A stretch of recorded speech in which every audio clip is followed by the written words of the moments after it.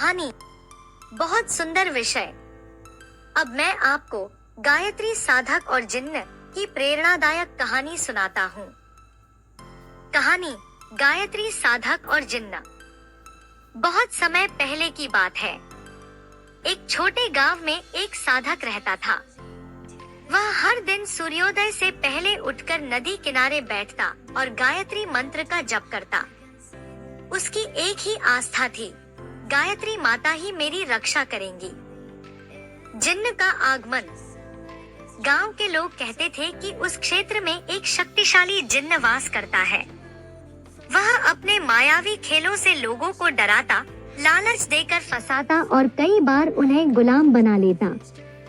जब उसे पता चला कि गांव में एक साधक तप कर रहा है, तो वह उसके सामने प्रकट हुआ। जिन्न गर्जन भरे स्वर में, साधक, तू क्यों इन मंत्रों में समय बर्बाद कर रहा है?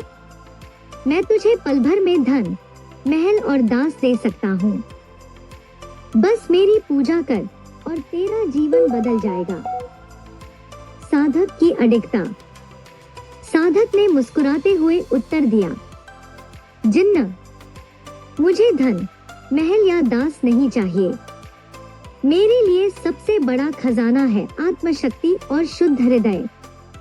गायत्री माता की साधना ही मेरा सहारा है। जिन्न क्रोधित हो गया। जिन्न का प्रकोप। उसने अपनी शक्तियों से तूफान खड़ा कर दिया। आकाश काला हो गया, बिजली कड़कने लगी। उसने साधक के चारों ओर भ्रम की दीवारें खड़ी कर दी। कभी सोने का महल, कभी रत्नों से भरा खजाना, कभी सुंदर अप्सराएं। पर साधक अपनी आंखें मूंदकर शांत स्वर में मंत्र जप करता रहा। भूर्भुवः स्वः तत्सवितुर्वरेण्यं। साधना की शक्ति। धीरे धीरे मंत्र जप से साधक के चारों ओर दिव्य तेज का मंडल बन गया। उस प्रकाश में जिन्न की सारी माया नष्ट हो गई। जिन्न कांपने लगा और घुटनों के बल गिर पड़ा। जिन्न करुण स्वर में, साधक, तेरी साधना ने मेरी मायावी शक्ति को परास्त कर दिया। मैं अब तुझे नुकसान नहीं पहुंचाऊंगा।